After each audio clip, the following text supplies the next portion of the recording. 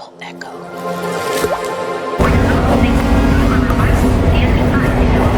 And we all have this feeling that I came into this world. Now, it isn't true. You came out of this world. Welcome to Power Trade and the Rule of Law. This series examines how economic authority is structured, stretched, and sometimes struck down. Today we begin with a federal court decision that didn't just block a tariff. It challenged the very foundation of modern executive trade power. Segments in this series are derived from The Machine, a programmed research assistant used to compress archives, filings, and rulings into distilled analysis with perfect recall and zero patience for wasted time. But the judgment, the framing, the questions, the final output, that's still us. In this case, a Cold War emergency statute met a president's sweeping interpretation. The court pushed back. What it said may echo for decades. Now let's hear what the machine has conjured up. Imagine this, a major economic policy weapon. One powerful enough for a president to, reshape global trade seemingly overnight.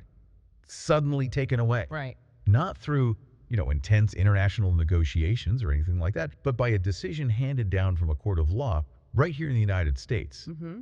That's precisely what unfolded back in May of 2025. Yeah. A U.S. court delivered this really stunning blow, striking down a president's sweeping program of tariffs. It really wasn't just some legal technicality either. It was quite a dramatic confrontation. It kind of laid bare the potential limits, the limits the judicial branch can impose an administration's aggressive economic warfare strategy. Well, when meets the careful scrutiny of judges looking closely at the law. And that dramatic collision, this landmark U.S. Court of International Trade ruling.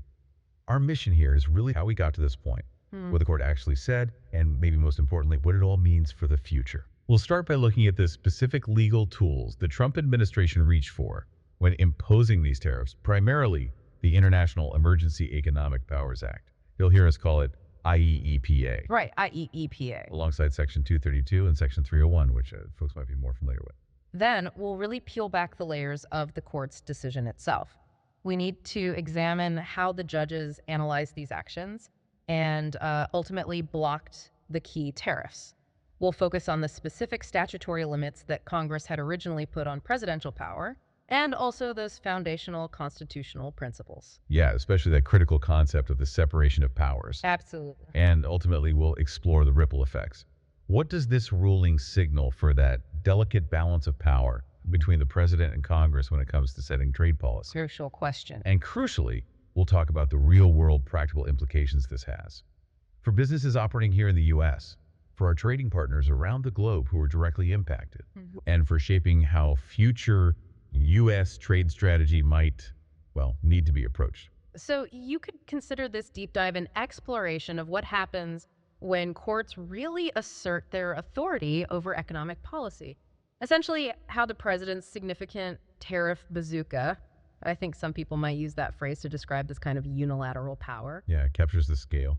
Right, how it faced this major and maybe unexpected legal challenge, leading to the dismantling of a really high-stakes trade strategy, not through diplomacy or negotiation, but by the actions of the judicial branch. Okay, let's start by first looking at the legal arsenal, as you put it, that President Trump deployed. Okay. His presidency, it really marked a truly significant shift, a departure in U.S. trade policy, characterized, I think, above all else, by an aggressive and frequent willingness to use tariffs as a primary tool.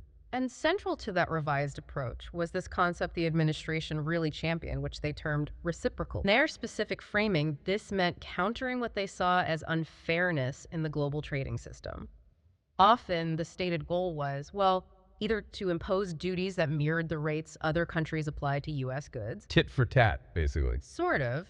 Or directly imposing tariffs to address trade deficits, which the administration consistently framed as detrimental, harmful to the American economy. This reciprocity, it wasn't just a talking point, though, was it? It seemed woven into the very fabric of the America First agenda. Oh, definitely. The stated aim was always to achieve fair trade and genuinely level the playing field for American industries and workers. And the argument was that they'd suffered because the U.S. had for too long, allowed its markets to be more open than those of its trading partners. Right. They argued that this imbalance contributed directly to those persistent trade deficits and, over time eroded the domestic manufacturing base. So they positioned this version of reciprocity as a necessary corrective. But it's really important to note here that their application of the term, well, it often diverged pretty significantly from the traditional understanding of reciprocity in international trade. Yeah. Traditionally, reciprocity is based on mutual concessions, things hammered out through negotiated agreements over time. Give and take. Exactly. Instead, these reciprocal tariffs were frequently unilateral actions taken by the executive intended either to force changes in foreign trade policies or sometimes just simply to tax imports coming from countries where the U.S. had a trade deficit. So it sounds less like traditional trade negotiation and more like a strategic redefinition, maybe even a weaponization of the term reciprocity. That's one way to look at it. Leveraging that common sense appeal, if they tax us, we tax them, to build political support for these unilateral executive actions. There was certainly that element. Okay, so to actually implement these actions, what were the specific legal authorizations they relied on? Where did they get the power? Right. To execute the strategy, the administration drew on several different statutory authorities, powers granted by Congress over the years. The one that ultimately became the most significant, the principal legal vehicle for the most sweeping reciprocal tariff initiatives, and therefore the most legally contested, was the International Emergency Economic Powers Act of 1977, calling it IEEP. IEEP. Okay. This was the specific authority cited for those widely discussed Liberation Day tariffs announced back in April 2025. IEEP. Now, my understanding is that IEPA has, traditionally been used for things like imposing sanctions on hostile foreign governments or maybe blocking assets in response to acute international crises. It's not exactly the go-to statute for broad trade taxes, is it? You're absolutely right. Its historical use is very, very different. But they also utilize authorities that you might be more familiar with. Section 232 of the Trade Expansion Act of 1962, for instance. Yes, 232. That was the basis for tariffs imposed for reasons of national security, like the well-known duties on steel and aluminum imports. Right. And then there's Section 301 of the Trade Act of 1974. That was primarily employed to address foreign government acts, policies, or practices found to be, say, unreasonable or discriminatory against U.S. commerce. And that was used heavily against China, wasn't it? Most notably, yes, used extensively in actions taken against China. So we have IEPA for the big sweeping actions, Section 232 for national security justifications, and Section 301 for unfair practices. Did the administration always keep these legally distinct when they were, talking about their trade policy? Not necessarily in their public communication, no. While each statute has a distinct legal basis, requires different findings, follows different procedures, the administration often presented their use under this broad unifying narrative. The correcting injustice narrative. Exactly. Correcting perceived trade injustices and vigorously advancing the America First agenda. This aggressive deployment of tariffs, it happened within this larger ambition to roll back decades of trade liberalization, powerfully reassert national sovereignty. Right, they favored bilateral deals over multilateral ones. Explicitly. And they viewed tariffs not just as revenue tools, but as instruments of national strategy, of leverage. So actions taken under Section 232 and Section 301 frequently became, rhetorically intertwined with the broader IEPA tariffs, Creating confusion. creating a complex and, certainly for businesses, often unpredictable trade policy landscape. White House statements often blended the justifications for using these different tools, implying a cohesive approach even when the underlying legal foundations were quite diverse. Okay. Just to quickly set the stage for a comparison, could you briefly outline the core trigger or requirement for each of these statutes? What kicks them into gear? Sure. Well, AEPA, it requires the president to declare an unusual and extraordinary threat that originates outside the U.S. and poses a danger to U.S. national security, foreign policy, or the economy. Okay, unusual and extraordinary. A Section 232, that's triggered by an investigation, usually by the Commerce Department, that concludes imports of a specific article threaten to impair the national security of the United States. Threaten to impair national security. And Section 301 is initiated when the U.S. Trade Representative investigates and finds that a foreign government's action, policy, or practice is unreasonable or discriminatory and burdens or restricts U.S. commerce. That allows for retaliatory measures, like tariffs. Unreasonable or discriminatory practices. Yeah, got it. Okay, that gives us the context. We have President Trump's aggressive tariff strategy, fueled by the specific definition of reciprocity, aimed at issues like trade deficits, all wrapped up in the America First framework. And we see the suite of legal tools used, IEEPA, Section 232 and Section 301, often presented under a single narrative, even though their legal bases are quite different. Right. IEEPA, notably, was the choice for the most sweeping actions, and this is precisely where the significant legal challenge emerged. That's absolutely right. And it was this specific, really expansive use of IEPA that directly led to the legal challenges and the landmark court ruling we're dissecting today. Which brings us nicely to the second key part of our deep dive. What happened when these ambitious tariff actions landed on the bench, when they faced judicial review? Precisely. The administration's most sweeping IEPA tariffs, well, they didn't go unchallenged for very long.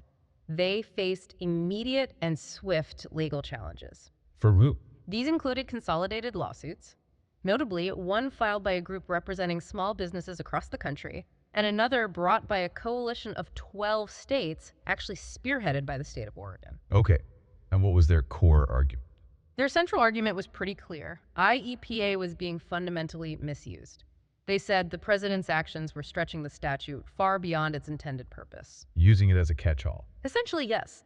Using IEPA as an overly broad catch-all tool to implement major trade policy changes that they argued Congress simply hadn't authorized it for. And the court that heard this pivotal challenge was the U.S. Court of International Trade, the CIT. Correct. The U.S. Court of International Trade, or CIT, they have specialized expertise in matters of trade law. And on May 28, 2025, a 3-judge panel on the CIT delivered what is widely considered a landmark ruling. And it was unanimous, right? Not split along party lines. That's significant, yes. It was a unanimous panel and notably included judges appointed by Presidents Reagan, Obama, and Trump. Their ruling was decisive. They vacated, which means effectively canceled, most of the IEPA tariffs. Wow. And they issued a nationwide injunction ordering the government to halt their enforcement. The court's core finding was that these tariff actions were simply unlawful, taken without proper legal authority, and that they exceeded the president's statutory power.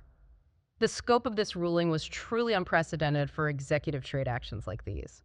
Now, one of the administration's first lines of defense in court, I imagine, was arguing that the president's decision to declare a national emergency, well, that's a political question. Right. Essentially saying, this is foreign policy, this is national security, courts shouldn't second guess the president on this.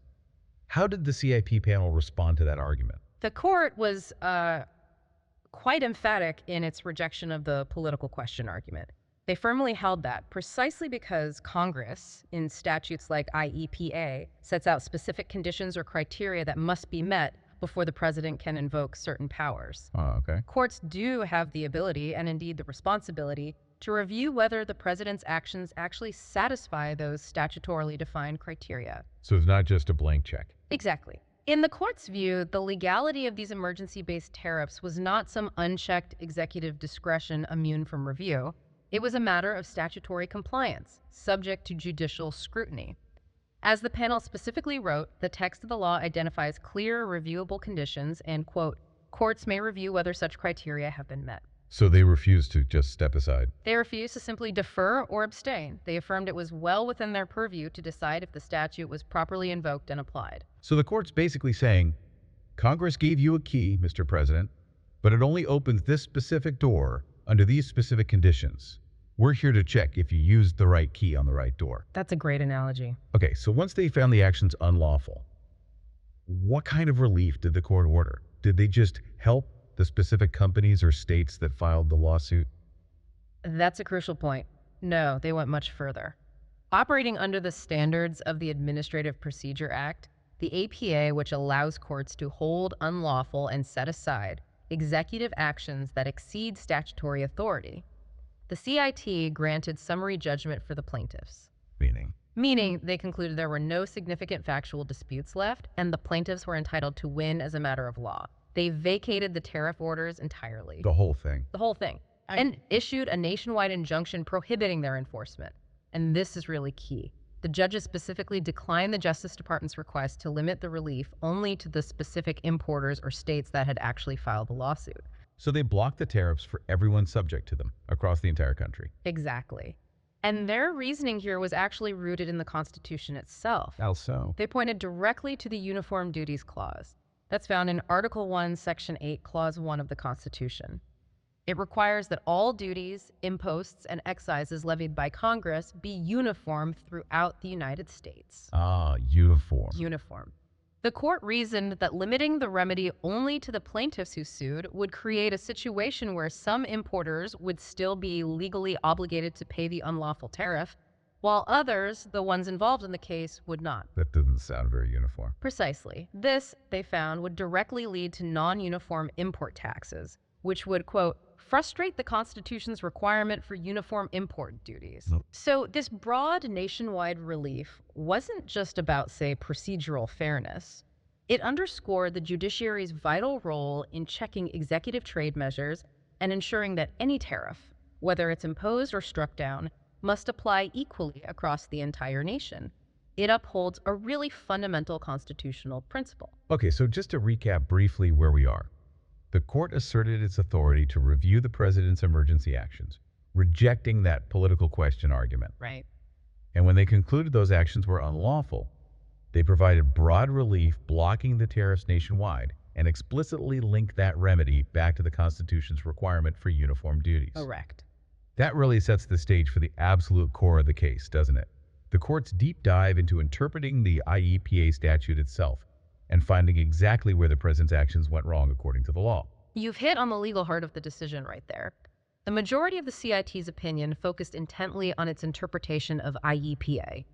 They explained that while IEEPA does indeed grant the president certain powers to regulate importation, specifically during a declared national emergency. Right, that's the trigger. This power is conferred only under what the court described as narrowly defined circumstances. It is not, they emphasized again and again, meant to be an unbounded blank check for the executive to just impose any tariffs they wish. Okay, so what were those specific narrow circumstances? What are the locks, sticking with your analogy, on the IEEPA door? The court meticulously analyzed the statutory text and identified 4 conditions that IEEPA requires to be met for the president to take action like imposing tariffs. 4 conditions, okay. First, there must be an external threat, meaning a threat that originates from outside the United States and impacts the nation's national security, foreign policy, or economy. Okay, external threat, 1. Second, this threat must be unusual and extraordinary, meaning it's not just an ordinary ongoing challenge or some long-standing issue. It has to be, well, unusual and extraordinary. Got it. 2. Third, the president must issue an emergency declaration specifically identifying and addressing that particular threat. Specific declaration, 3. And fourth, the president's action, the measure taken in this case, imposing tariffs, must genuinely deal with the identified threat. It has to be a measure that actually addresses or counteracts the specific condition or emergency at hand. Deals with the threat, 4. These 4 points, according to the court, are the essential constraints Congress built into IEEPA. And how did President Trump's specific tariff actions measure up against these 4 conditions, according to the court? Where did they fall short? The court found that the actions failed to meet these tests in really significant ways. Let's look first at those country-specific tariffs, the ones imposed on China, Canada, and Mexico. The administration had explicitly tied those to declared emergencies concerning drug trafficking, cartel violence, and border security issues. Right, I remember that justification. The court concluded these tariffs failed that crucial 4th condition, the deals with test. While the administration cited serious issues like cartel violence and the flow of illicit drugs as the emergencies, the court found that imposing tariffs on exports from those countries and tariffs on steel, aluminum, or other goods simply did not deal with or mitigate those problems in any direct or meaningful sense. No connection. The court saw a clear lack of connection, a fundamental disconnect. As the judges observed, simply raising import taxes on various goods or raw materials did not, in their view, somehow address or lessen drug trafficking.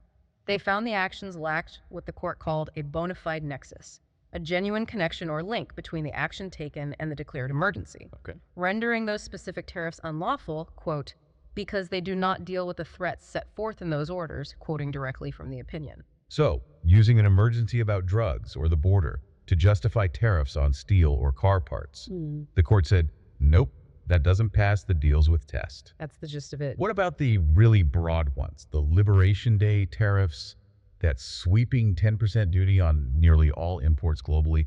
What was the court's issue there? Those tariffs were explicitly justified by the administration as a measure to address chronic trade imbalances and perceived unfair retaliatory trade practices by other nations. Okay, the trade deficit argument. Right. Here, the court held that these kinds of structural, long-standing economic issues like persistent trade deficits are simply not the sort of sudden, unusual, and extraordinary threat that IEPA was designed to address. Doesn't meet condition number 2. Exactly. The judges pointed out that Congress actually provided other, more specific legal tools for addressing trade imbalances under normal circumstances. They referenced Section 122 of the Trade Act of 1974, for example. Section 122. Yeah, which allows for temporary limited tariffs specifically to address balance of payments deficits. So Congress already gave the president some authority to use tariffs for trade imbalances. Yeah. It specifically put limits on that power temporary, and only up to 15%. Precisely. And the court saw the administration attempting to use IEPA,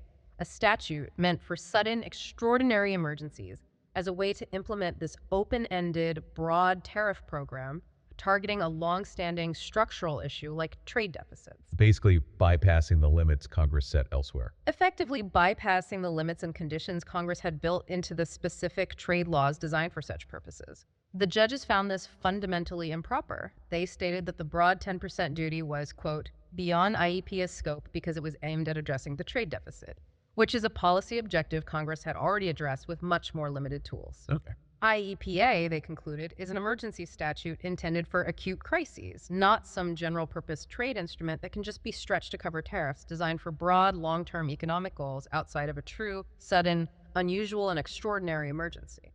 Now, there was also that deeper legal debate, wasn't there? About whether IEPA even grants the power to impose tariffs at all when it simply says the president can regulate importation. Yes, that was another key point of contention. The administration said yes, the challengers said no. What was the court's position on that fundamental question? Did IEPA even allow any tariffs? Right. The administration argued that the phrase regulate importation in IEPA does include the power to levy tariffs, and they cited historical use of similar language in the old Trading with the Enemy Act, which was used for import surcharges decades ago. Okay. But the challengers argued, no, regulate importation in IEPA was never intended by Congress to grant authority for broad, general tariff-making power. And the court. While the CIT panel didn't explicitly issue a definitive ruling on whether any tariff power exists under IEPA in absolute terms, Right. it's worth noting another federal judge in a separate D.C. court case did rule that regulate in IEPA doesn't cover creating import taxes at all. Yeah. But the CIT panel here made it unequivocally clear that IEPA certainly does not grant unlimited or unbounded tariff authority. They read the statute in a very constrained way, though. Exactly. Very narrowly. They specifically cited legislative history from 1977 when IEPA was enacted, which they felt supported a confined reading of the president's powers compared to the much broader powers under the earlier Trading with the Enemy Act. They stated that any ambiguity in IEPA's text must be resolved by interpreting it narrowly, precisely to avoid granting the executive unchecked power over tariffs. Makes sense. Quote, we do not read IEPA to delegate an unbounded tariff authority to the president. We instead read IEPA's provisions to impose meaningful limits on any such authority it confers. The court reasoned that Congress would not have tucked away such an expansive global tariff program, a power of such immense economic and political significance inside a general emergency law passed back in 1977 without saying so explicitly. Right, you'd expect clearer language for something that big. Exactly. Absent such a clear statement of intent, they would not infer that the president could use IEEPA to do virtually anything with import duties. So, by interpreting the statute in this narrow way, applying these specific conditions, they found the specific tariff orders issued by the Trump administration were simply unauthorized under the law. They struck them down as ultra vires. Ultra vires meaning beyond the scope of the legal power granted. Precisely, beyond their legal authority. Okay, so putting it all together on the statutory level, the court essentially delivered a very clear message to the president. You cannot take an emergency law designed for sudden, specific crises and just repurpose it as a general tool to fix long-standing economic problems like trade deficits, or to address issues like drug trafficking that are unrelated to import duties. The law has specific conditions, these 4 conditions you laid out, and your actions, as structured, simply didn't meet them. That's the core takeaway regarding the statutory limits. They drew a very distinct line in the sand regarding the president's ability to use IEPA as a sort of, Well, super statute for trade policy. Okay, let's do a quick mega recap of this crucial chapter before we move into the constitutional side. Can we get those flashcard facts again? Sure thing, let's lock these in. ACAT case. The main case we're discussing is VOS Selections, Inc. v. Trump, decided in May 2025, a key statute. The core law at issue was the International Emergency Economic Powers Act, or IEEPA, a court's test. The court focused on whether the president's actions met IEPA's requirements. Specifically, did the action deal with an unusual and extraordinary threat originating from abroad? On why tariffs failed, they failed primarily for two reasons. One, the country-specific tariffs lacked a direct link or nexus to the stated threats, like drugs, border security. Two, the broad Liberation Day tariff aimed at trade deficits, which the court said wasn't an unusual, extraordinary threat under IEPA, a legal finding. The court found the tariffs were ultra-vires, meaning beyond the legal scope of authority granted by IEPA. The court issued a nationwide injunction blocking the tariffs, justifying the broad relief by citing the Constitution's Uniform Duties Clause. Excellent. That makes the statutory limitations very clear. But the court's reasoning wasn't based only on interpreting the IEPA statute itself, was it? You mentioned they also grounded their decision in much deeper fundamental constitutional principles that limit executive authority. That's absolutely right. The CIT's decision went beyond just saying the tariffs violated IEPA's specific requirements. It really anchored its holding in foundational limits on executive power, limits that are built into the very structure of the U.S. Constitution. Okay. The court began by reiterating a fundamental principle established by the founders. The Constitution vests the sole power to impose tariffs and regulate foreign commerce exclusively with Congress. Right, that's Article 1 of the Constitution. It gives Congress the power to lay and collect taxes, duties, imposts, and excises, and to regulate commerce with foreign nations. That's Congress's job. Exactly, that's Congress's job. And this bedrock principle immediately raised a concern for the court. Could a law like IEPA, if interpreted in the really broad way the administration suggested, essentially delegate that core legislative power to the president so broadly that it would fundamentally upset the constitutionally mandated separation of powers? They framed the central question from a constitutional perspective. Was IEPA being used to grant the president virtually unlimited power to set tariffs, thereby effectively allowing the executive branch to usurp a power the Constitution explicitly assigned to the legislative branch? And their analysis led them to conclude that such an interpretation would be deeply problematic, constitutionally speaking. How did they use the non-delegation doctrine to support that concern? What is that exactly? Right. The court invoked the non-delegation doctrine. It sounds a bit technical, but it's a fundamental constitutional rule. It basically holds that while Congress can delegate some of its legislative authority to other branches, It does that all the time with agencies. all the time, but it cannot simply surrender or abandon that power completely. When it delegates, it must provide what the Supreme Court calls an intelligible principle, clear guiding standards that limit and direct how that delegated power can actually be used.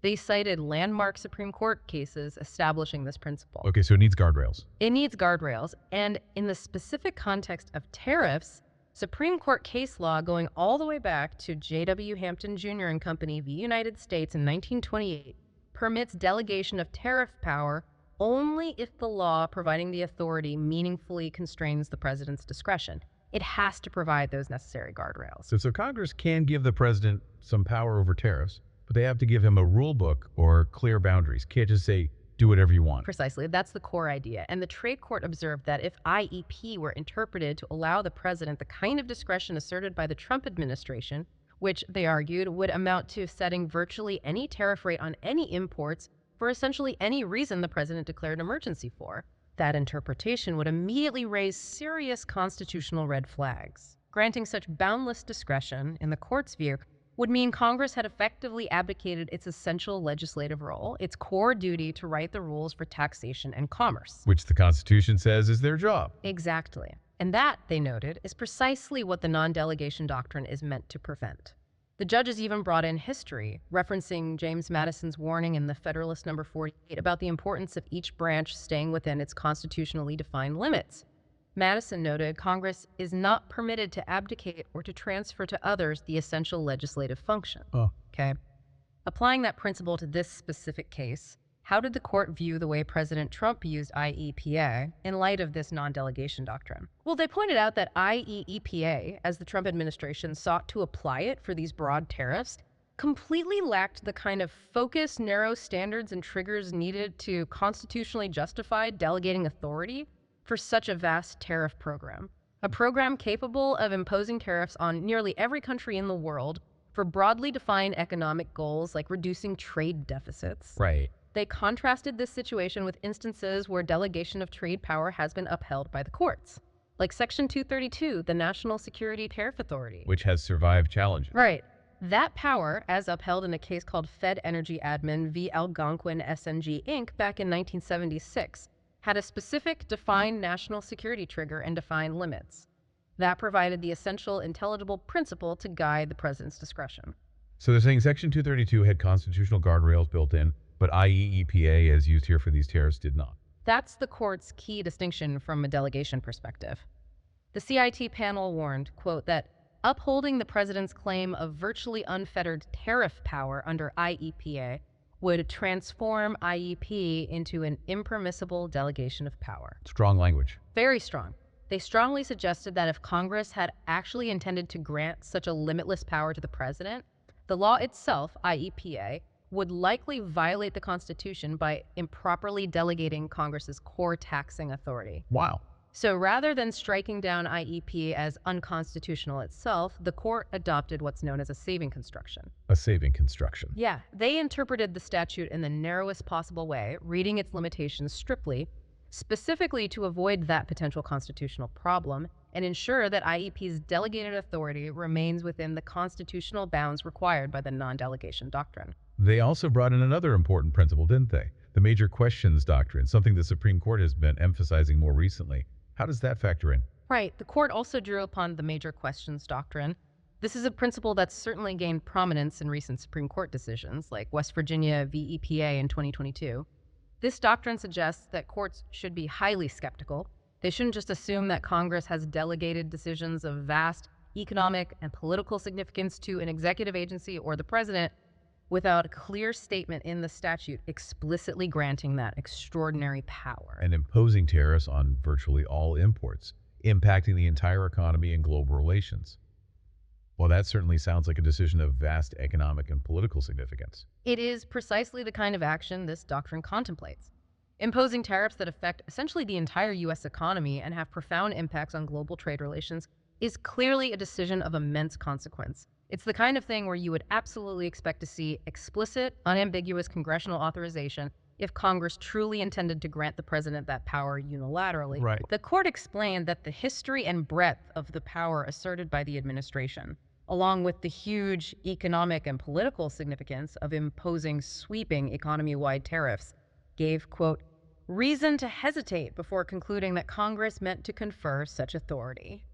The logic being, if Congress really meant to give the president the power to completely remake the country's tariff structure just by declaring some kind of emergency, they would have needed to say that in crystal clear terms, not hide it in a general emergency statute from the 70s. That's precisely the logic. The judges underscored that IEPT completely lacks any such clear indication. In fact, they pointed out the statute itself never even mentions the word tariff anywhere in its text. That's a pretty striking point. It is.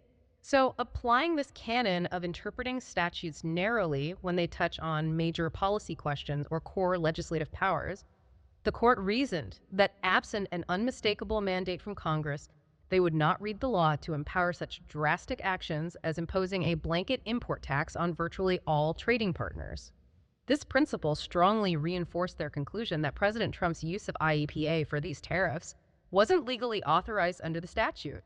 It was, in their view, executive overreach into a domain the Constitution reserves for Congress. So the court wasn't just interpreting a statute here, it was actively upholding the constitutional design of separated powers, making sure each branch stays in its lane. Absolutely. That was a central theme woven throughout the opinion. The CIT continuously emphasized that by striking down these tariffs, they were performing their role in policing the separation of powers, ensuring that the president did not usurp Congress's exclusive authority over taxation and commerce, particularly the power to lay and collect duties. They circled back to the Uniform Duties Clause again, highlighting that import taxes must be uniform across the country, which reflects the framers' clear intent for these measures to be consistent and controlled by the legislature. not subject to varied executive whims. And the nationwide injunction tied into that. Exactly. The nationwide injunction, remember, was a direct application of this principle. The court refused to leave some Americans unfairly subject to an unlawful tariff while others were exempt. They insisted on a uniform legal remedy consistent with the Constitution's fundamental design. It sounds like a really powerful reminder that even when a president claims authority based on foreign affairs or national emergency, that power is still bounded by law. It's subject to judicial review and enforcement. It is. The ruling explicitly cites foundational cases and constitutional clauses to reinforce that point. The judiciary serves as a necessary check when the executive branch pushes the boundaries of its authority too far, especially when it steps onto territory explicitly granted to Congress by the Constitution. So, in summary, the court's legal reasoning was this potent blend of strict statutory interpretation, finding the actions didn't meet IEEPA's specific conditions, and a deep appreciation for constitutional boundaries, utilizing doctrines like non-delegation and major questions. All right. They concluded President Trump's specific reciprocal tariff orders exceeded the authority Congress actually delegated to the president in IEEPA, and simultaneously encroached upon fundamental powers that remain firmly with Congress under the Constitution. The message of the VOS selections ruling was pretty clear. No matter how expansive a president's claims of emergency powers might be, the actions must be firmly anchored in actual statutory permission and must be consistent with the Constitution's precise assignment of powers. And this attempt to unilaterally impose sweeping reciprocal tariffs failed on both counts, according to the CIT. Failed on both counts. But, as we mentioned earlier, this isn't the final chapter of the legal battle, is it? Yeah. There's been an appeal, and that has introduced a new layer of complexity, a twist. That is a crucial ongoing detail, yes. Very soon after the CIT issued its ruling and that nationwide injunction, the U.S. Court of Appeals for the Federal Circuit, the CAFC, which handles appeals from the CIT. Okay, the next level up. The next level up. They issued emergency stays of the CIT's injunction. Stays, meaning paused. Exactly, Yeah. paused. What that means is that while the CIT ruled the tariffs unlawful and ordered them stopped, the appeals court has, for the time being, put that order on hold. So the tariffs are back? So the tariffs are currently back in effect, at least temporarily, while the higher court reviews the CIT's decision on its merits. This creates, as you can imagine, immediate uncertainty in the market and for traders. Okay, so the court laid down a significant constitutional marker, stating the president cannot claim unlimited power over tariffs just by declaring an emergency. That fundamental power belongs to Congress, and any laws granting authority must have clear limits. The judicial branch stepped in decisively to protect that boundary. But hold on, the fight isn't over yet. An appeals court has temporarily hit the brakes on that ruling, leaving the tariffs in place while they review the case. That accurately captures the current, somewhat suspended state of affairs. The legal battle is absolutely far from concluded. Okay, let's consolidate this chapter's constitutional reasoning and the current status with some more flashcard facts to help us remember these key points. It's getting complex. All right, let's lock these constitutional points down, the constitutional basis. The court grounded its ruling fundamentally in Article 1, Section 8 of the Constitution, which specifically grants Congress the power to tax imports and regulate foreign commerce. The baseline, Okoki Doctrine 1. The non-delegation doctrine. Remember, this is the principle that Congress can't just give away its legislative power without providing clear standards and intelligible principle to guide its use. The court read IEEPA narrowly, specifically to avoid violating this doctrine. Okoki Doctrine 2. The major questions doctrine, this principle, suggests courts are hesitant to find Congress-delegated decisions of vast economic and political significance, like economy-wide tariffs, without a clear statement in the law. The court found IEEPA lacked this necessary clear statement, or of course, action. Because of these constitutional concerns, the CIT interpreted IEEPA narrowly, what's called a saving construction, specifically to avoid raising these serious constitutional issues, ensuring the statute didn't delegate unbounded power, a core principle upheld. Separation of powers. The ruling strongly reinforced the idea that the judiciary is responsible for checking executive overreach and ensuring the president does not usurp powers explicitly assigned to Congress by the Constitution. Current status, this is critical. The CIT ruling and its nationwide injunction blocking the tariffs have been stayed or paused by the Court of Appeals for the Federal Circuit, the CAFC, pending their full review of the case, so the tariffs remain in effect for now. That judicial challenge and the subsequent appeal, the stay, they've clearly created significant ripple effects across the entire trade landscape. What was the immediate impact when the CIT ruling initially came down, Even before the appeal court issued that stay, what was the feeling on the ground? Well, had the CIT ruling taken effect permanently, it really would have, there was a significant reaction, yes. Businesses, particularly those that rely heavily on imports, were immediately bracing for the shift. Many, including the small businesses who were actually plaintiffs in the lawsuit, saw the ruling as a welcome prospect of relief after really struggling with the added costs of these tariffs for some time. Right. And large retailers, you might remember, folks like Walmart, had publicly warned that these across-the-board tariffs would inevitably lead to higher prices for consumers. So the prospect of lifting them offered potential relief on that front as well. And the markets. Financial markets also reacted positively to the initial ruling. The US dollar ticked up slightly. Global stock markets saw some gains, reflecting hopes for reduced global trade tensions if these tariffs were permanently removed. I think, of course, the appeals court stepped in, issued the stay, and the tariffs were temporarily reinstated. This kind of policy whiplash tariffs off, then maybe back on that, must create immense uncertainty for businesses just trying to plan their operations. Oh, absolutely. It injects a significant amount of short-term uncertainty into the market, no question. Businesses are now in this kind of holding pattern, really unsure whether the CIT's injunction will ultimately take effect or if it will be overturned on appeal. Shipments in limbo. Exactly. Shipments are essentially in a tariff gray zone as importers wait for definitive clarity on what duties apply. And adding to that, the administration's potential pivot to other tariff tools like maybe new Section 232 or Section 301 investigations. That also keeps traders on edge. Right. One analysis I saw aptly described the situation as an uncertainty tax on the economy. This kind of policy instability and whiplash, it can really discourage investment and disrupt supply chains. But you mentioned a paradox, maybe long-term predictability. Yes, paradoxically, if the courts ultimately uphold the CIT's decision, it could lead to greater long-term predictability because trade policy changes would likely need to follow more established procedural paths involving studies, reports, maybe congressional input, rather than sudden executive edicts based on these broad emergency declarations. Okay. Regardless of the short-term uncertainty caused by the appeal, the CIT's ruling itself, if it stands, represents a pretty fundamental shift in the balance of power between the executive and legislative branches on trade policy, doesn't it? It absolutely does. By blocking these specific IEEPA tariffs and interpreting the statute so narrowly, the CIT ruling delivers a direct rebuke to the idea that a president can utilize a general emergency statute as some kind of blank check to unilaterally implement broad, economy-wide tariff policy. Pushes power back to Congress. It strongly pushes power back toward Congress, reaffirming that the power to impose tariffs is fundamentally a legislative function. In essence, it strips the executive branch of one of its most sweeping and arguably novel trade weapons. Because IEPA, as it was used here, was so broad and seemed to bypass the more specific procedures of, say, Section 232 or Section 301. Exactly. IEPA was attractive to the administration precisely because it was broad. It required less specific findings compared to 232 or 301, and historically, as we discussed, hadn't really been used for this kind of general tariff making.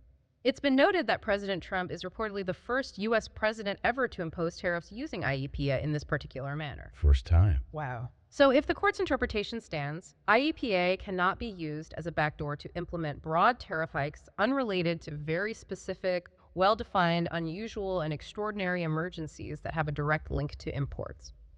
As the court articulated, a president may not use IEPA to impose whatever tariff rates he deems desirable without meeting those very specific conditions and demonstrating a genuine link between the tariff and the emergency.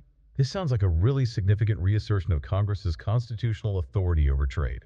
Getting back to basics almost. It truly is. Congress writes the trade laws. Now, over decades, it has delegated certain powers to the executive, like the authorities under Section 232 or 301. That allows the president flexibility to respond swiftly to specific national security or unfair trade situations. Right, some flexibility is needed. But Congress never fully abdicated its core constitutional role as the body responsible for setting tariffs and regulating foreign commerce. The CIT ruling forcefully reminded the executive branch that even when Congress grants latitude, that latitude has legal and constitutional limits. As the court wrote, Congress did not grant the president unbound discretion to simply redefine what counts as an emergency in order to, quote, bypass democratic accountability and seize broad tariff powers that Congress had not intended to delegate in that manner. So you can't just label something an emergency to grab power. That's the implication. You cannot, the ruling implies, simply label a core policy goal, like reducing trade deficits or even addressing issues like immigration, as a national emergency in order to conjure up tariff authority that Congress hasn't explicitly granted for that specific purpose. It clarifies that the checks and balances system applies even to modern executive actions on trade. It's not a free-for-all. Absolutely. It makes it clear that if a president wants to wield such far-reaching trade measures, especially those amounting to broad import taxes, Congress must provide explicit, clear authorization. The Attorney General of Oregon, remember their state was part of the lawsuit, commented on the decision, stating it reaffirms that our laws matter and that trade decisions can't be made on the president's whim. Looking forward then, what does this mean for how future trade enforcement and policy making will likely happen if this ruling is ultimately upheld by the appeals court? How does the toolbox change? Well, it significantly narrows the administration's flexibility, at least when it comes to imposing broad, across-the-board tariffs quickly under a general emergency claim. Without IEPA functioning as that kind of catch-all lever for this type of action, the White House will likely need to rely more heavily on the other, more specific and often more procedural, pre-existing trade statutes to pursue its agenda. Like Section 232 and Section 301? Going back to those? Exactly. Section 232 tariffs, which must be justified on national security grounds after a formal investigation finding that imports threaten to impair national security. Those remain a valid tool. They were not affected by the CIT ruling. But they take time, right? Investigations, reports. Right. They require a specific rationale, an investigation process, and typically take time. While we've seen them used for steel and aluminum, and there were threats of auto tariffs, any new actions like those reportedly being considered in sectors like semiconductors or critical minerals would need to clear that national security rationale hurdle and take months to implement through the required process. And Section 301, still an option. Yeah. Section 301 tariffs, used to counter unfair trade practices by foreign governments, also remain in effect and were not challenged in this specific case. They require an investigation by the USTR and typically target specific practices or products after a period for public comment and analysis. Think of the extensive tariffs against China based on findings of IP theft and forced tech transfer. They're targeted. By their nature, they are more targeted than a global tariff imposed under IEPA. What about the standard trade remedies laws? Things like anti-dumping or countervailing duties, Yeah. Are they affected? No, standard trade remedies laws, which address unfairly priced or subsidized imports through established investigative processes led by agencies like the Commerce Department and the International Trade Commission. Those are completely unaffected by this ruling. And remember, the CIT also pointed to Section 122 of the Trade Act of 1974. Right, the balance of payments one. That rarely used authority that allows for temporary, specifically limited tariffs up to 15% for a max of 150 days to address balance of payments emergencies. The court cited this law as evidence that when Congress did intend to grant executive authority for emergency tariff hikes related to economic conditions, it deliberately included strict limitations. Highlighting what would require congressional approval for longer or higher taxes. Exactly. So any future administration wanting to impose broad tariffs would likely have to navigate these more constrained procedural tools, or maybe go back to Congress and seek new authority altogether. That appears to be the clear implication if the ruling stands. It means more adherence to specific procedures, a narrower scope for executive action on broad tariffs, and often a waiting period involving investigations, findings, public comment before tariffs can be implemented. While an administration might, as some analysts predict, lean even harder on other tariff authorities like Sections 232 and 301. Try to make them do the work IEPA did. Right. But those tools simply cannot replicate the sheer breadth and speed of something like an IEPA-based global 10% tariff. Wow. The era of imposing across-the-board tariff proclamations virtually overnight seems to be, well, on hold, at least under the IEPA banner. Could the White House simply go to Congress and ask for broader tariff authority, get a new law? That is theoretically an option, yes. Analysis from think tanks like CSIS notes that a White House interested in maintaining this kind of flexibility could explore asking Congress for new, broader tariff powers or maybe clearer emergency trade authority. But would Congress grant that? Well, that's highly uncertain. It's really questionable whether Congress would be willing to grant such expansive unilateral power, especially given the bipartisan unease and the legal challenges that arose directly from President Trump's tariff approach. Right. The CIT ruling, in a sense, aligns with the sentiment among many lawmakers on both sides of the aisle for greater congressional oversight over trade policy. It effectively bars sweeping changes to the tariff structure under vague emergency pretexts without new, explicit legislation from Congress. How have trade partners around the world reacted to this ruling and the subsequent appeal? They must be watching closely. Oh, extremely closely. Many countries were either already subject to steep reciprocal tariffs or faced the explicit threat of even higher duties by a looming July 9th deadline if they didn't agree to specific bilateral concessions the administration was seeking. So the tariffs were leverage. Absolutely. The CIT's ruling, by invalidating the IEEPA tariffs, significantly undercut that negotiating bludgeon, as one expert put it. Quote, the administration no longer has any leverage to compel countries to negotiate on the steepest tariffs it has threatened. So countries in regions like the European Union, Asia, the Americas, they are surely reevaluating their negotiating positions and any offers or deals that were made contingent on avoiding those specific tariffs that the court has now deemed unlawful. So U.S. economic diplomacy might have to shift its approach, potentially relying less on these shock and awe tariff escalations and more on traditional negotiation and targeted measures. That's a very strong possibility if the ruling is ultimately affirmed by the appeals court. It could push U.S. trade policy back towards more conventional diplomatic and legal tools rather than unilateral tariff threats based on these expansive readings of emergency powers. You mentioned earlier how this decision fits into a longer historical context regarding executive power over trade. Can you elaborate a bit more on that? How does this echo past debates? Absolutely. This ruling really doesn't happen in a vacuum. It connects directly to historical debates and court cases about the delegation of tariff power from Congress to the executive. It echoes, for instance, a situation decades ago involving President Nixon and the Trading with the Enemy Act. Nixon. Yes, in a case called United States v. Yoshida, President Nixon had used emergency powers under that earlier statute to impose an import surcharge.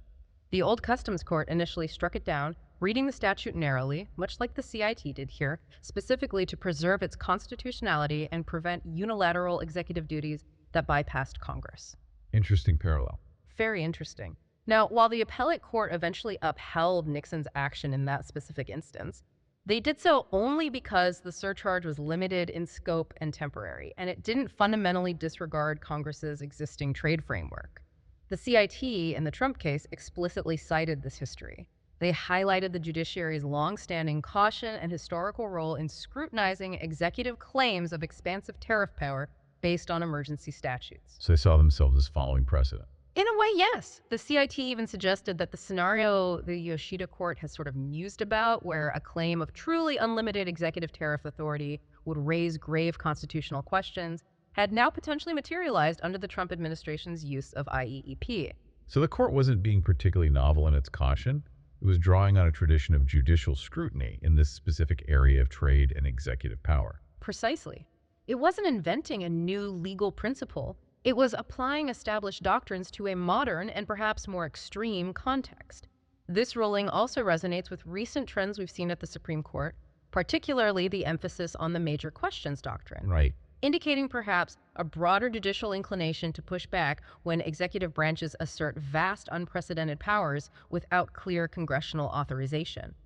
The VOS selections case is seen as a rare but prominent instance of the judiciary actively reining in modern presidential trade powers. Contrasting with past deference sometimes. It stands in contrast to some past instances where legal challenges to executive trade actions, like some of the earlier challenges to the Section 232 steel tariffs back in 2018-2019, did not succeed. The CIT clearly drew a line here. One expert put it this way: the ruling underscores the judiciary's growing skepticism toward the use of national security and emergency laws as blanket justifications for economic interventions. The CIT's decision, if upheld, may well become a key precedent limiting future presidential overreach in using emergency or security statutes for broad trade policy objectives. Okay, that's a thorough picture of the practical effects, the shift in power dynamics, and the historical context. Let's put together some final flashcard facts for this core chapter on the ripple effects. Absolutely. Let's summarize the impact. Okay, immediate impact. The CIT ruling initially pointed to a potential reset of U.S. tariff policy, removing IEEPA tariffs, offering relief to businesses, and boosting markets, though this is currently on hold due to the stay from the appeals court. Shift in power. This represents a significant potential shift of power back towards Congress. It's a direct judicial rebuke of using IEEPA for broad tariff policy and reinforces that tariff power is fundamentally legislative.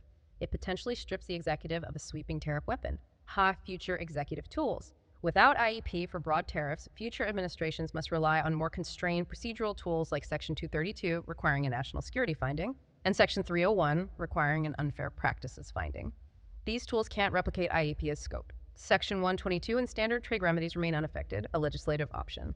While the White House could seek new broad tariff authority from Congress, getting such a law passed is uncertain given potential bipartisan resistance to granting unchecked executive power, a global effect. The ruling undercuts the executive's negotiating bludgeon used with other countries, prompting trade partners to reevaluate their positions on deals linked to those tariffs. Uncertainty. The situation creates paradoxical short-term uncertainty due to the ongoing appeal and stay. But if the CIT ruling is upheld, it could lead to greater long-term predictability by pushing trade policy towards more regular order, a historical context. The ruling echoes a long history of judicial caution, like in the Yoshida case, against unlimited delegation of tariff power.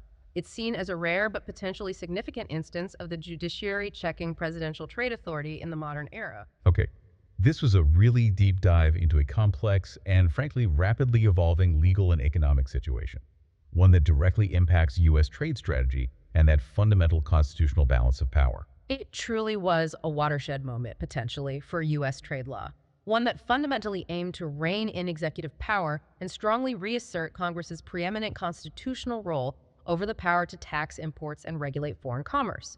By finding these sweeping tariffs unlawful and beyond the scope of the relevant statute, the court clearly affirmed that even in an era where presidents wield significant authority in foreign affairs and economic matters, there are clear legal limits.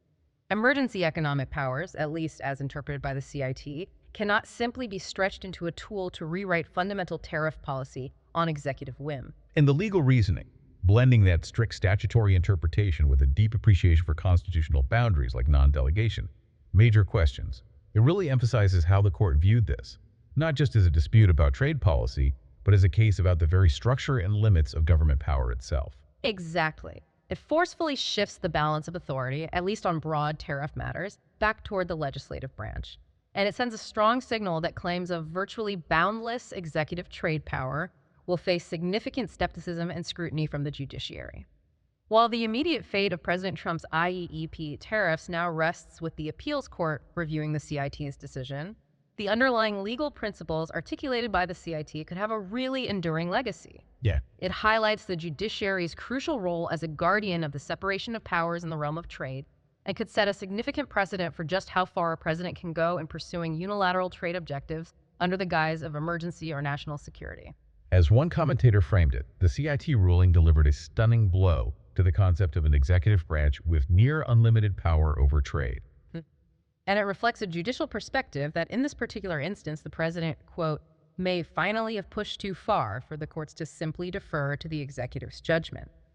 Looking ahead, it seems likely that U.S. trade enforcement, if the ruling stands, will proceed on a more institutionalized path, requiring greater adherence to the procedures and limitations built into statutes like Section 232 and 301. Right. Future administrations aiming for broad tariff shifts will either need to work within those narrower frameworks or, frankly, make the case to Congress for new explicit authority. Which could potentially lead to a trade policy environment that is more predictable, maybe, for businesses and trading partners. Potentially, yes. Yeah. Although perhaps not necessarily less assertive, tariffs and other barriers can still be deployed, but if the ruling holds, it would likely require going through procedures that, just by their nature, involve greater accountability and perhaps more public deliberation and analysis. And for Congress, this development really serves as a clear invitation to re-engage more actively in the oversight of trade policy, a role many feel has diminished over the years. And for the president.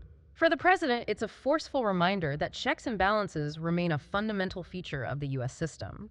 They apply even to actions claimed under the broad umbrella of economic security. So the court's intervention here hasn't just challenged a specific set of tariffs. It has potentially redefined the very contours of executive authority over trade in a significant way, with implications that will undoubtedly echo in policy debates, congressional hearings, and courtrooms for years to come. Indeed.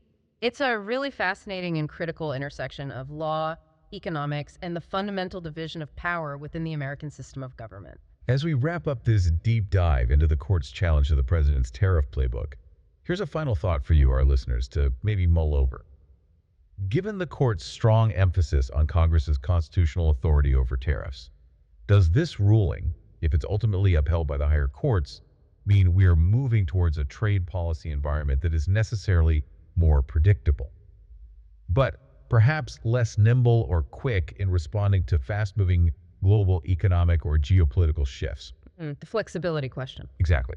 Or does it simply represent a necessary restoration of the proper constitutional balance intended by the founders themselves? What outcome do you think would best serve the nation's interests in the long run? Predictability or flexibility? Or is that a false choice? That is a complex question, and one that will certainly be debated vigorously as the appeals process unfolds and likely long after. The court's message was unambiguous. Even in matters of national security and foreign policy, a president must work within the limits Congress has drawn. The claim of emergency does not dissolve the structure of the law. Whether this ruling holds on appeal or not, it's already shifted the ground. And if it stands, the executive branch may find itself operating with fewer shortcuts, fewer tools, and a lot more oversight. In our next episode, we turn to the statute that made all this possible, the International Emergency Economic Powers Act. Born out of post-Watergate reform, it was meant to constrain presidential overreach. Instead, it became the silent engine behind some of the boldest economic actions in U.S. history. The machine's already been digging. We'll meet you there. Please like and subscribe.